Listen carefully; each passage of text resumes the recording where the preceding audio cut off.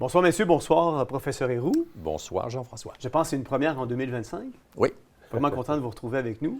Plaisir. Directement de retour de la Chine. Effectivement. Donc, vous avez l'air frais et dispo malgré le voyage. Donc, c'est bon de vous voir. On est vraiment content. Richard, salut. Moi, j'arrive de la Chine à Montréal aujourd'hui. Oui, c'est ça. C'est pas vraiment le même décalage horaire, mais on est content de te voir avec nous.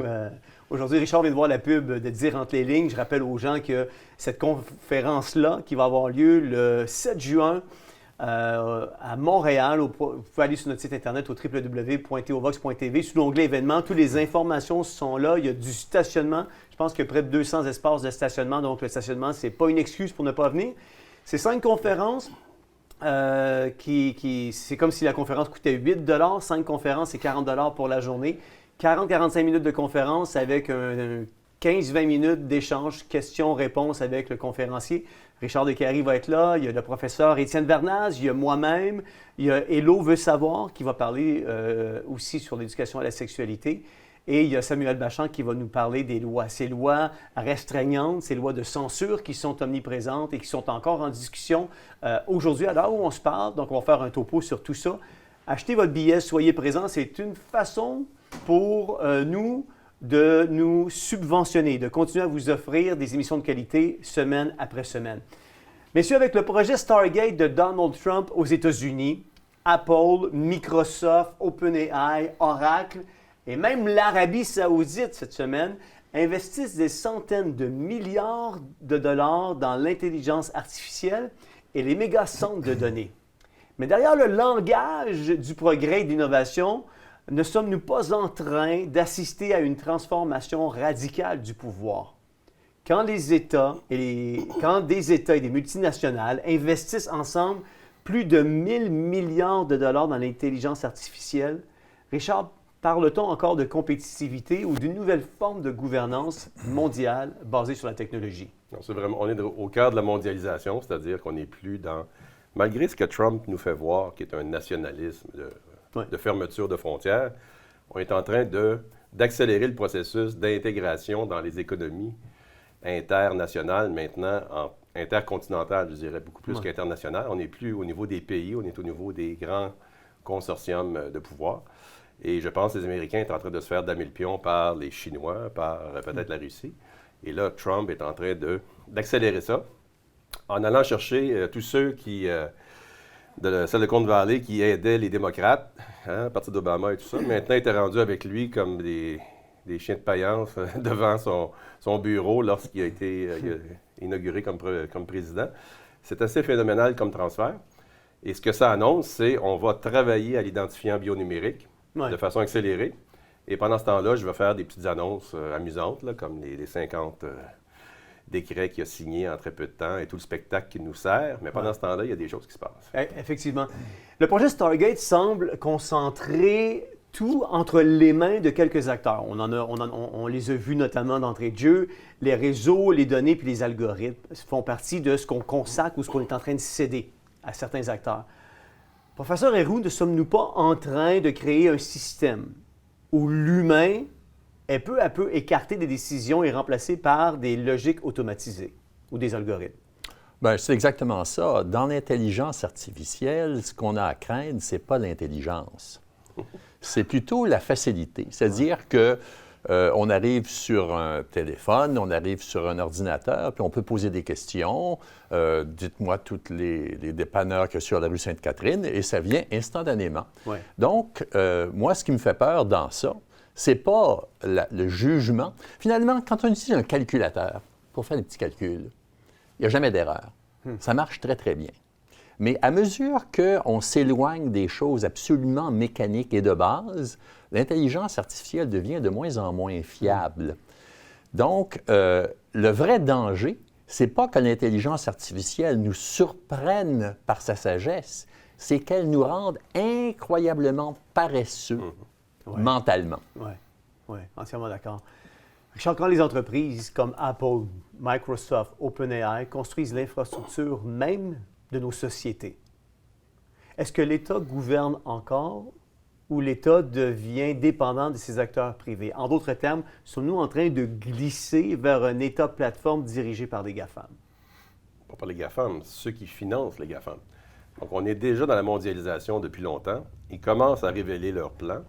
Donc, les banquiers mondiaux, les banques centrales et tout ça, financent le développement technologique depuis les derniers 30 ans. Ce n'est pas des Zuckerberg qui se lèvent un matin et qui inventent tout ce qu'ils ont entre les mains et qui prennent des valeurs de milliards en très peu de temps. Tout ça est planifié et est remis entre leurs mains parce que ça doit être privatisé, mais c'est déjà privatisé. Les économies sont privatisées à travers les banques centrales déjà. Ouais. Donc, ils sont juste en train de financer leur groupe qu'ils ont mis sur pied. Et tout ça n'est pas à la portée de la décision des populations qui pensent qu'ils élisent des gouvernements démocratiques.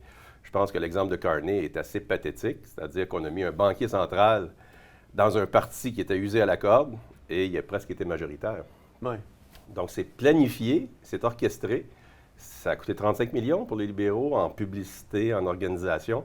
Même chose pour les conservateurs. Dans une petite économie comme le Canada, c'est quand même assez étonnant. Aux États-Unis, vous multipliez par 10.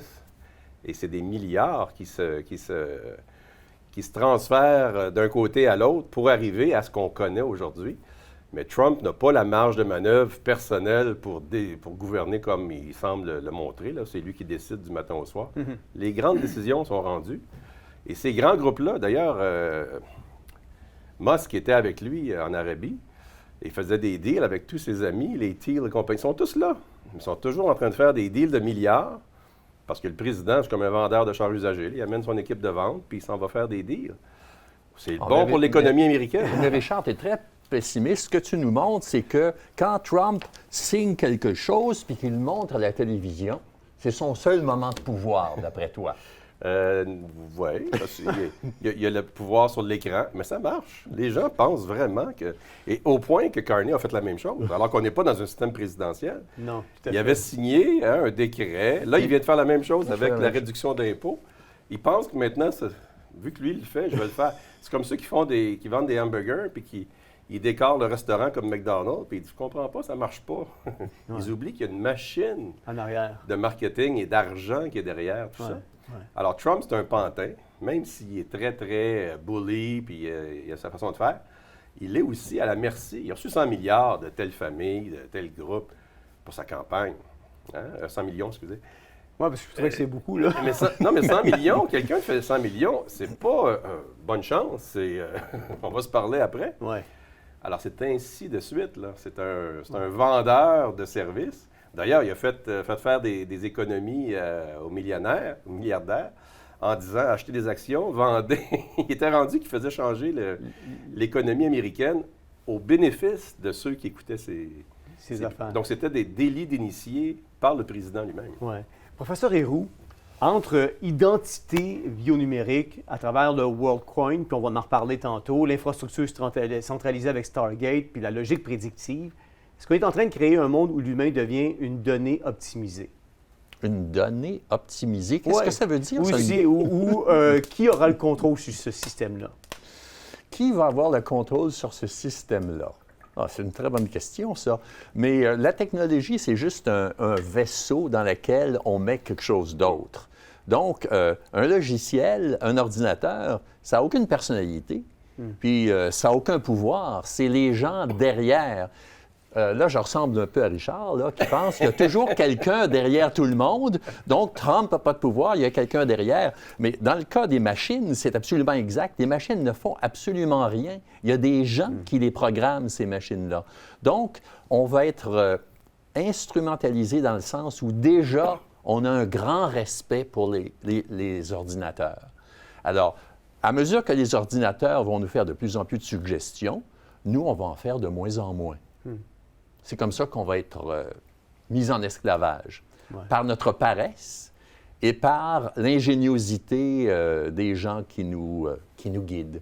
Mais c'est déjà le cas avec les téléphones cellulaires. Hein? Les jeunes qui sont nés avec ça entre les mains sont très paresseux. Hein? Ils ne sortent pas. Ils sont avec leurs amis dans leur maison. Il y a des gros problèmes sociaux depuis les 10 dernières années à cause de juste le téléphone. Et quand on va agrandir l'impact des technologies sur l'ensemble, déjà le travail à la maison, ça a changé nos vies. Absolument. C'est très difficile de ramener les gens dans les bureaux maintenant. Donc, je pense que le côté paresseux est assez intéressant. C'est le confort, en fait. On dit paresse, mais plus c'est confortable, moins on a le goût de faire des efforts. Mais un autre de tes thèmes, c'est la peur. Puis moi, c'est une expérience que je fais souvent avec mes étudiants en classe. J'ai, je ne sais pas, 30 étudiants devant moi. Puis je leur dis, je vais vous donner à chacun un prix si vous consentez à prendre un repos de 10 minutes en laissant votre téléphone sur votre table. Puis il n'y a personne qui veut.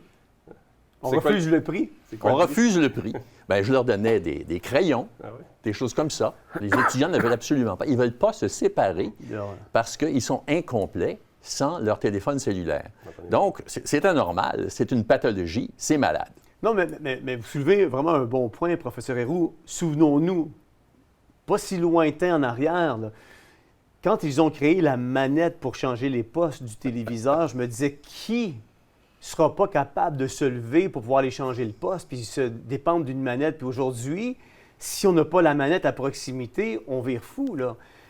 Donc, il y a vraiment une réalité dans ce que vous dites au niveau de cette paresse-là qui s'installe.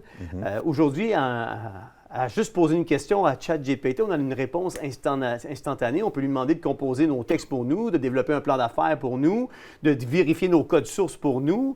Donc, on veut pas, on gagne de la rapidité, mais à quel prix on la gagne, cette rapidité-là? Oui, ces techniques-là de changer le poste à distance ont un impact énorme sur les habitudes parce que autrefois, on choisissait un poste, on allait s'asseoir, puis on écoutait. On avait une attention soutenue. Mais il y avait 4 postes. Oui, c'est ça. De plus. Mais là, maintenant, on peut changer de manière continue d'un poste à l'autre et notre attention est découpée en tout petits morceaux. Ouais. Et finalement, on est incapable de lire un livre au complet. Oui, effectivement.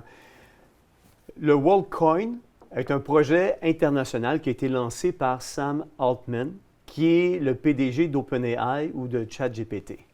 Il propose de donner une somme d'argent numérique, je pense, dans ma lecture, c'était 150, l'équivalent de Bitcoin ou de WorldCoin, à toute personne qui accepterait de se faire scanner l'iris. Pourquoi une entreprise, professeur Héroux, privée, offrirait-elle une somme d'argent numérique pour recueillir une image de notre œil?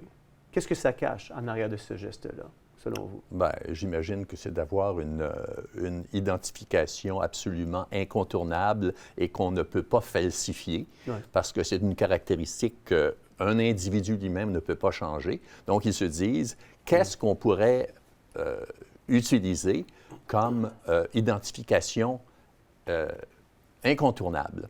Donc, j'imagine qu'ils sont prêts à payer pour ça parce que toutes les autres techniques sont un petit peu plus fragiles, en quelque sorte. Oui. Pas Richard? Bien, on voit dans les films de science-fiction qu'ils arrachent l'œil de la personne qui est responsable et puis ils présentent l'iris au lecteur et ça fonctionne bien. Dans le fond, ils vont s'en aller de plus en plus vers un contrôle total de l'être humain parce que déjà, avec la biométrie, ils sont capables d'évaluer. En Chine, par exemple, ils peuvent voir par la démarche des gens dans la rue. Ils savent c'est qui. Donc, ils s'identifient même par la démarche parce que l'intelligence artificielle, actuellement, est en train d'accumuler des tonnes d'informations. C'est aberrant ce qui se passe, là. Si tout est enregistré et qu'on réussit à enregistrer ta démarche au point que je te reconnais par satellite, donc on peut imaginer qu'on va être facilement identifiable. Tu n'as pas besoin de l'iris de l'œil. Je pense que ça, c'est un coup de marketing parce que l'iris de l'œil, c'est passé date. Là. Il y a d'autres choses que ça maintenant. Ils vont beaucoup plus loin. Si on rentre à l'aéroport, ils peuvent savoir qui on est avant même qu'on se rende n'importe où. Fait que tout le système de contrôle, etc., est en train d'être intégré. Aux États-Unis, ils ont déjà le Real ID qui est déjà en place. Et ça, c'est tu donnes toutes tes informations. Fait que c'est l'équivalent de donner son iris ou à peu près. Alors, c'est un petit peu du marketing, à mon avis, ce qu'ils essaient de faire. Mais les bitcoins et tout ça, ça ne fonctionne pas. Les gens ne comprennent pas c'est quoi. Ceux qui sont initiés là-dedans, pour moi, c'est une affaire de un système de Ponzi. Il y a quelqu'un qui contrôle quelque chose quelque part. On dit que c'est des algorithmes, puis c'est impossible d'être facile. La journée que ça va tomber, ils vont perdre leur argent. Alors, on est dans des situations actuellement de qui va contrôler l'argent. Mais je pense que les banques centrales sont en train de mettre le système en place. Et quand l'argent comptant va être enlevé, c'est là qu'il va se passer quelque chose. Alors, peu importe quels seront les systèmes, les gens vont embarquer très facilement dans des systèmes qui les rendent paresseux, mais en fait, qui les rendent confortables. Si je rentre dans un magasin, je prends mes items, je m'en vais chez moi, puis je suis facturé. parce qu'ils m'ont reconnu, ils ont reconnu les items et tout le reste. Pourquoi je n'embarquerai pas là-dedans? C'est plus facile. Ouais. Et s'ils ont mes données de santé, mes données financières, mes données d'éducation, données de travail, tout intégré, ça va me faciliter la vie, à condition que ce soit pour mon bien. S'ils veulent me contrôler, ils ont tout en main pour me contrôler. Ouais. Moi, ce que je trouve fascinant là-dedans, c'est de voir que l'homme qui est derrière, justement, la mise en place de ce WorldCoin-là, c'est encore une fois le président d'OpenAI. Puis celui que Trump a mis à ses côtés pour son investissement de 500 milliards, c'est le gars d'OpenAI, entre autres, qui s'est constitué depuis 2023 12 millions d'abonnés pour le WorldCoin, dans lequel il y a vraiment leur identifiant bionumérique, parce que c'est comme un identifiant bionumérique. Fait qu'il y a 12 millions de personnes réparties dans 120 pays qui ont adhérer à son WorldCoin en échange de donner leur iris. Est-ce que c'est un addon, selon toi, que ce soit ce gars-là qui constitue une des plus grosses bases de données au niveau d'identifiant numérique, qui soit un de ceux à côté de Donald Trump pour l'investissement de 500 milliards dans l'intelligence artificielle? C'est évident que Trump, tout ce qu'il veut, lui, c'est que ce soit les entreprises américaines qui soient favorisées. C'est ce qu'il fait. Donc, mais il leur donne un chèque en blanc par rapport à notre liberté. C'est nous, la monnaie. La monnaie, c'est l'être humain maintenant. Là, on est dans un capitalisme de contrôle. Quand le contrôle sera absolu parce qu'il n'y aura plus d'argent comptant, bien, ce sera un capitalisme d'être humain. C'est-à-dire, c'est notre temps, nos déplacements, etc. Tout va être numérisé. Donc, les transitions, c'est comme si on était entre deux systèmes. Donc, ils se servent du Bitcoin ou WorldCoin pour essayer de nous numériser au maximum, que nos transactions soient numérisées. Je ne pense pas que tu peux arriver au magasin, lancer 3-4 bitcoins au dépanneur puis prendre un paquet de cigarettes. Je ne pense pas que ça marche de même. C'est plutôt des transactions numérisées. Alors, que nos données soient numérisées, que nos transactions soient numérisées, nos déplacements, il reste quoi? Comme capacité d'agir, ils vont dire, bien, on a le contrôle complet. Soyez des bons citoyens et on va prendre soin de vous. On va vous rendre paresseux. Oui, oui. À quoi on peut s'attendre, professeur Héroux, à la vitesse dans laquelle on fait des investissements dans l'intelligence artificielle dans un avenir rapproché? Moi, je suis très, très méfiant de ces systèmes-là. Quand j'utilise ChatGPT, je me pose toujours la question, est-ce que je reçois plus d'informations ou si j'en donne plus? Parce que finalement, ChatGPT, c'est exactement ce que c'est, les questions que je pose. Puis finalement, il te demande, est-ce que tu vas avoir une suite? C'est un peu comme un examen psychiatrique. Il veut savoir comment je pense et ce que je pense. Donc, un système qui a l'air de fournir absorbe des données. Il y a un avocat hier qui m'a demandé de télécharger un logiciel qui rend les communications soit style Zoom, soit par courriel, totalement confidentiel. Absolument confidentiel. Quand je regarde ces logiciels-là, je me dis, si je voulais avoir accès aux conversations confidentielles dans un pays, la meilleure manière, c'est de créer un logiciel comme celui-là avec une porte arrière. En d'autres termes, j'élimine totalement toutes les conversations triviales comme « Est-ce que tu viens souper ce soir? » Ça demande une capacité informatique énorme de trouver les informations croustillantes. Alors que si je mets sur le marché un logiciel comme ça, le triage est totalement fait parce qu'on estime que les gens qui prennent des précautions comme ça, ils ont vraiment des choses à cacher. Êtes-vous en train de dire qu'un logiciel comme ChatGPT qui semble donner beaucoup d'informations en lien avec ce qu'on lui a demandé va soutirer autant d'informations sur ChatGPT ne contient aucune information autre que celle qui a été écrite par des humains sur l'Internet et il se met à date avec les informations qu'on livre en interagissant, excusez-moi, avec le système. Donc, ces systèmes-là, c'est toujours bilatéral. Oui, je comprends. Sauf que c'est l'accumulation des informations de plusieurs millions de personnes qui nous est retournée. Donc, on pose une question, on a une connaissance d'un paragraphe, il nous sort 3 pages. Mais ce n'est pas ce qu'on lui a donné, c'est ce que tout le monde a contribué et ils font que répéter l'ensemble. Oui, mais... Donc, il y a une intelligence augmentée. Mais la stratégie qu'on utilise, on a choisi une question. Après ça, on nous demande de faire des sous-questions. Et c'est là que l'information privée est vraiment livrée. Parce que l'information qu'il donne, c'est totalement diffus, comme dit Richard. C'est de l'univers au complet, mais nous, on donne de l'information très, très, très privée. Est-ce que c'est ça le mode d'opération de ChatGPT? De nous inciter à révéler nos tendances? Parce que dans une élection, ça a beaucoup de valeur, ça, je pense. Hein? Bien, on voit que ces systèmes-là peuvent changer la donne, et ça change la donne actuellement. Déjà, c'est le cas. Ouais. L'exemple de Carney, encore une fois, est un exemple à suivre au sens où c'était impossible. Quand je l'ai mentionné ici, il y a 11 semaines maintenant, c'était un choc, une impossibilité. Dans le passé, c'était une impossibilité, mais ils ont prouvé que ça se faisait. C'est clair. On semble voir, Richard, une ramification, je dirais quasi planétaire. Tu sais, l'Arabie saoudite qui investit à coût de 600 milliards cette semaine. Je le disais, Apple qui injecte 500 milliards aussi aux États-Unis pour l'intelligence artificielle. Donald Trump qui a dégagé aussi 500 milliards. On voit les entreprises qui se focalisent de plus en plus vers ça. C'est-tu un addon ou selon toi, il y a comme une concertation mondiale à avancer à un rythme accéléré par rapport à tout ça? Mais c'est pas que l'intelligence artificielle. Starlink, là, c'est des satellites, c'est des avions, des autos. Ils veulent contrôler notre vie, là. Alors, il y a ce développement-là qui coûte des milliards, des centaines de milliards. Donc, il faut qu'un gouvernement américain investisse s'il veut favoriser ces entreprises-là. C'est ce qu'il fait. Et là, après, c'est les interactions avec les différents pays. Par hasard, il a annoncé qu'il était pas mal froid par rapport à Israël, alors qu'il était rendu qu'il développait la Costa del Sol à Gaza, là, sur une ruine de génocide. Ouais. Et là, après, il dit « Non, Israël, vous exagérez. » Par hasard, il s'en va en Arabie saoudite et là, il leur donne... beaucoup de bonbons de ce côté-là. Il reconnaît la Syrie. Le prince est charmé. C'est un vendeur. Il est en train d'établir des ponts qui sont au bénéfice des entreprises en question, qui ne sont pas que dans l'intelligence artificielle, sont dans tout ce qui est la technologie qui va nous amener vers le numérique à 100 %. Ouais. Le 13 mai dernier, le gouvernement Carney a nommé ton ami Evan Solomon comme ministre fédéral de l'intelligence artificielle, une première dans l'histoire du Canada. Juste avant d'aller plus loin, je veux juste qu'on regarde un extrait. Je dis c'est ton ami parce qu'il t'a passé en entrevue lorsque tu as fait la course à la chefferie du Parti conservateur en 2020. Je regarde juste l'extrait que j'ai retiré pour te faire sourire, puis on va continuer après.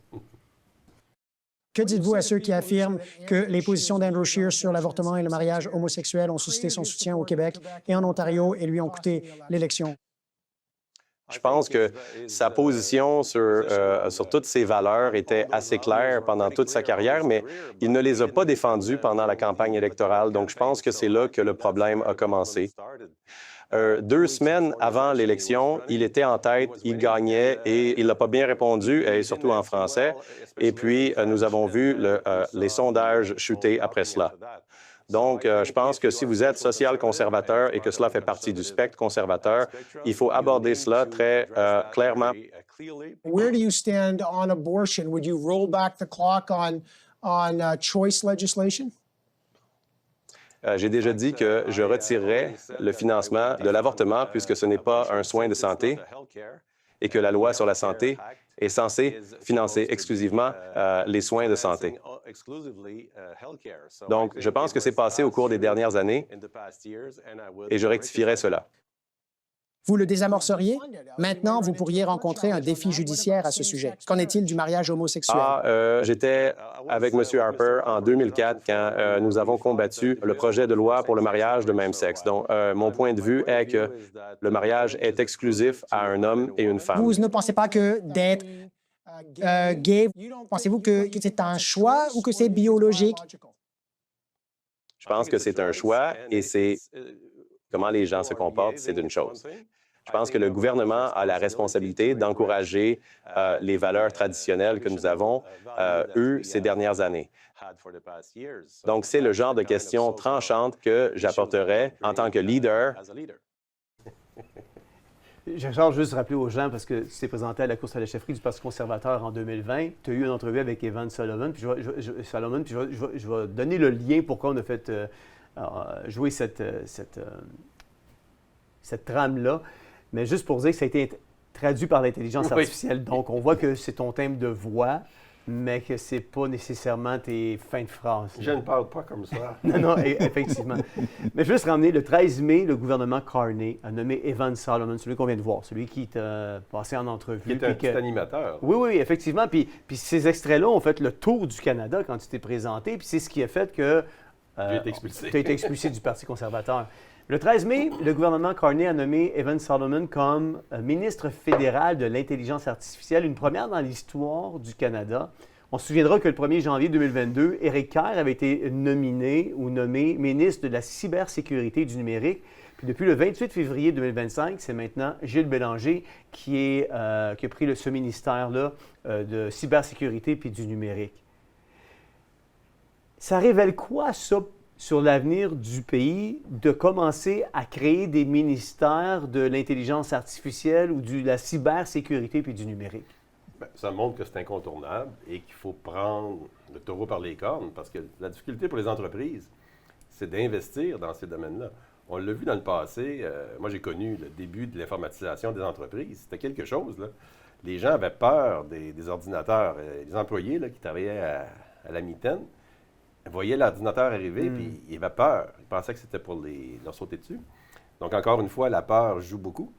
Et là, on est en train de toucher à quelque chose qui est dur à comprendre pour la moyenne des gens, et surtout, quel est l'impact. Donc, le gouvernement est obligé, tous les gouvernements sont mondialistes actuellement. Donc, ils sont obligés d'embarquer dans cette tendance-là, parce que si ton voisin le fait et toi, tu ne le fais pas, tu vas te faire dépasser. Comme les entreprises qui n'investissaient pas en informatique aux années 80, bien, ils se faisaient dépasser. Donc, il y a une obligation d'embarquer dans la numérisation. Et les gouvernements commencent, d'une part, à délier les protections de la vie privée des gens. Donc, les années 90, quand j'étais au gouvernement du Québec, on a voulu commencer à informatiser les dossiers de santé. On injectait des millions, sinon peut-être 1 milliard et plus. Et là, tout à coup, tout arrêtait parce qu'on était bloqué par des lois de protection de la vie privée. Et ça aboutissait presque jamais. Alors qu'aujourd'hui, les gouvernements commencent à dire c'est plus important, les droits de la personne. Hein? De moins, on l'a vu avec ce qui s'est passé à Ottawa et tout le reste. Donc, les gouvernements font des ministères qui vont ouvrir les capacités d'intégrer les différents ministères à travers des nouveaux outils de numérisation. Et ça demande des investissements. Alors, ils agissent un peu aussi comme facilitateurs. Le gouvernement fédéral vient de dire un ministre de l'intelligence artificielle, c'est encore un pas de plus que la cybersécurité. Ouais. Mais on sait que la cybersécurité, il travaillait à l'intégration des fichiers. Sa clique, c'était ça. Heureusement que ça n'a pas marché, parce que les consultants d'informatique et les compagnies d'informatique font des millions et des milliards sur le dos de gens qui ne comprennent pas vraiment ou qui participent à se partager le pactole. Le ministre Bélanger que tu parlais, là, qui n'est pas très bon, chaque fois qu'il parle, on se demande si c'est le concierge qui parle. Non, c'est le ministre. Alors que Kerr n'était pas très, très fort, mais il avait l'air un peu plus ministrable. Et là, Bélanger dit, je le cite là aujourd'hui, M. Bélanger, les coûts ont explosé, puis ça ne fonctionne toujours pas. Là. Il y a eu 2 jours, il n'y a pas eu de service du tout. Imagine les camionneurs, les taxis, tout ça. Il dit, moi, j'ai mis un système qui coûte 2-3 fois plus cher, comme si c'est lui qui paye. C'est nous autres qui payent. J'ai mis un système qui coûte 2-3 fois plus cher qu'un système qui coûte le bon prix, mais qui ne marche pas. Ça, c'est le ministre qui parle. Est-ce que tu sens mieux maintenant qu'on a un ministre de l'intelligence artificielle? Te sens-tu plus en sécurité? Bien, surtout que c'est mon ami en plus que j'ai crucifié dans l'entrevue tout à l'heure. Ouais. Il était sidéré quand j'ai dit que l'homosexualité était un choix. C'est un fait, là, mais pour lui, c'était comme une révélation. Parce que tout l'univers woke s'écroulait. Bien là, imagine ce qu'il va faire avec l'intelligence artificielle. Et ça va être un party pour les petits copains. Là. Ouais. C'est un woke. Jean-François, on a manqué beaucoup d'occasions dans le passé de créer des ministères très intéressants. Comme il y a 20 ans, on aurait pu créer le ministère du transistor. Parce qu'à cette époque-là, c'était la grosse innovation. Et je pense que c'est très, très, je dirais, comment dirait-on, c'est pour plaire à la foule, en grande partie, qu'on fait des choses comme ça, pour rassurer, pour donner l'impression que oui, le gouvernement s'occupe des choses, inquiétez-vous pas, on a nommé un ministre pour ça. Donc, c'est une... Mais est-ce que c'est pour plaire à la foule ou c'est pour emmener un plan globaliste à prendre toute son essor? Ah, ça, il faut demander ça à Richard, parce que les plans globalistes, c'est son exclusivité. En fait, Paul, j'aime l'idée du ministre des Transistors, mais ça aurait donné quoi? Ça n'a pas de bon sens. Ça n'aurait rien donné, tout comme le ministre de l'Intelligence artificielle ne va rien donner non plus. Le ministre Radio Shack n'aurait pas fait grand-chose, mais le ministre, appelons-le de la réalité, là, de l'intégration des dossiers personnels des citoyens, là, lui, il va faciliter. Ça, c'est plus philosophique quand même. Et c'est ça vraiment qui est en train de se mettre en place, autant à Ottawa qu'à Québec qu'à Washington. En France et partout. Là. Mais il y a quand même une dérive en établissant justement ces technologies-là comme l'identifiant bionumérique puis l'intelligence artificielle à un autre niveau, les dérives étant d'arriver à contrôler l'être humain à un autre niveau. C'est ça qui est le vrai agenda. Ça, c'est des frimes pour donner l'impression que c'est pas ce qu'on fait. Exact. Ouais. Mais à travers ça, on est capable de le faire.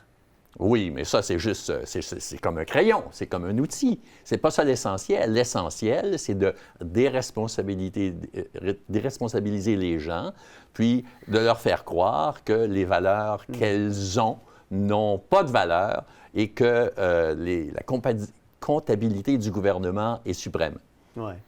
Et il ne faut pas oublier que dans le temps, les plus jeunes qui naissent dans ce système-là ne sauront pas c'est quoi la liberté. Nous, on est en train de dire qu'il faut défendre notre liberté, notre vie personnelle. Les jeunes vont nous regarder en disant c'est quoi ça? Ils n'en ont pas, eux autres sont toujours dans les réseaux sociaux. Donc, ils sont déjà amenés. J'aime le terme paresseux parce que le confort t'amène à être paresseux et à te demander c'est quoi ton problème d'essayer de te battre pour la liberté? C'est quoi ça? Souvenons-nous, en 2020-2022, liberté, là, on était comme vus comme des gens dans le sous-sol, pas dedans. Là. Alors qu'on défendait une valeur fondamentale que nos ancêtres se sont tous battus pour conserver.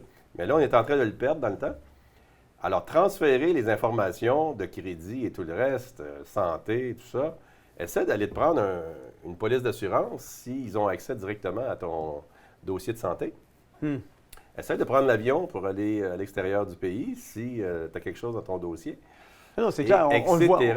Si tu as traversé la rue, pas la lumière, ou si tu as utilisé trop de carbone, tu ne pourras pas prendre l'avion. Imagine jusqu'où ça peut aller. Et c'est ça qu'ils sont en train de mettre en place. Écoute, j'ai un de mes amis qui s'est fait refuser un emploi. Il était en ligne pour pouvoir avoir l'emploi. Il s'est fait refuser un emploi dans un centre d'appel. Il ne touche pas de l'argent juste parce que son crédit n'était pas bon. Non, mais c'est rendu loin, là. C'est pas du contrôle. Non, je comprends, c'est rien, mais si c'est pas un contrôle social ou un crédit social, on est au balbutiement de pire qui... Et les gouvernements sont là pour créer les lois qui permettent aux entreprises d'agir. Les entreprises vont toujours agir sans restriction. Il faut que les lois viennent leur mettre des restrictions. Alors, qu'est-ce qui arrive en privatisant le gouvernement? Bien, c'est comme s'il n'y a plus de règles, là. On donne les lois qui vont favoriser les grandes entreprises, parce que les PME passent au cash autant que les individus. C'est clairement. J'ai aimé votre illustration en terminant, professeur Héroux. Ça, c'est l'outil. Et puis, on se sert de l'outil pour pouvoir arriver à un certain contrôle de l'être humain. Donc, s'il y a une mascarade qui se fait, qui prend place au nom de l'intelligence artificielle, au nom de l'identifiant bionumérique, qui sont des outils. Richard, il dit que l'électorat est un peu naïf, puis que les gens sont faciles à manipuler, puis que ces pertes-là, qui sont des pertes fondamentales de liberté, ça se fait sans friction. Les gens ne sont pas conscients de ça. Non. Les plus jeunes ne sont pas conscients. Les plus vieux baissent les bras en se disant « Qui sommes-nous pour se battre contre ça? » On n'arrive plus à mobiliser les gens aujourd'hui pour des causes. Ça, c'est inquiétant. Alors que les plus jeunes sont, selon moi, plus faciles à mobiliser pour une cause. Pour un party. Une cause. Merci beaucoup, messieurs, d'avoir été avec nous. Merci, Richard. Je rappelle que les gens peuvent te suivre sur ton X. Sur mon X. Sur ton X. Et professeur Héroux, Ben, les gens peuvent vous entendre ici. Sinon, je ne sais pas si vous avez une page Facebook où les gens peuvent vous suivre, là, mais... J'en ai une page Facebook, mais je ne la regarde pas. Alors, OK. vous pouvez me rejoindre par courriel ou par téléphone. Oui, c'est ça. Merci beaucoup d'avoir été avec nous ce soir. Plaisir. Vous savez, on a parlé de liberté, puis nous avons vu aujourd'hui une société qui prône la liberté, mais qui supprime les plus vulnérables avant leur première respiration. Un État qui parle de progrès, mais qui efface les repères humains les plus fondamentaux. Des technologies qui prétendent nous rapprocher, mais qui nous désincarnent. Des algorithmes qui nous promettent de meilleurs lendemains, mais qui effacent nos visages. Mais au milieu de cette nuit opaque, une lumière demeure, Jésus-Christ. Là où la dignité humaine est piétinée, il rappelle que chaque vie a une valeur éternelle. Là où l'identité est réduite à un code numérique, il proclame que nous sommes enfants de Dieu, connus par notre nom et non par un scan. Jean 1,5 dira « La lumière brille dans les ténèbres, et les ténèbres ne l'ont point arrêtée. » Le psaume, le chapitre 139, les versets 13-14 dira « C'est toi qui as formé mes reins, qui m'as tissé dans le sein de ma mère. Je te loue de ce que je suis une créature si merveilleuse. » Jean 14, 6 dira « Je suis le seul chemin, la vérité et la vie. Nul ne vient au Père que par moi. » Vous savez, les puissants du monde veulent nous reprogrammer, mais Christ veut nous régénérer. Ils veulent une humanité numérisée. Jésus offre une humanité restaurée. Ils veulent coder nos vies, mais Jésus veut écrire notre nom dans son livre de vie. Ne nous laissons pas ce soir hypnotiser par les mirages de la modernité. Levons nos yeux parce que Jésus revient bientôt. Et jusqu'à ce jour glorieux, soyons ceux qui, même dans la tempête, proclament, défendent et incarnent la vie de Christ autour de nous. C'est Jean-François Denis qui vous dit bonne réflexion et à la semaine prochaine.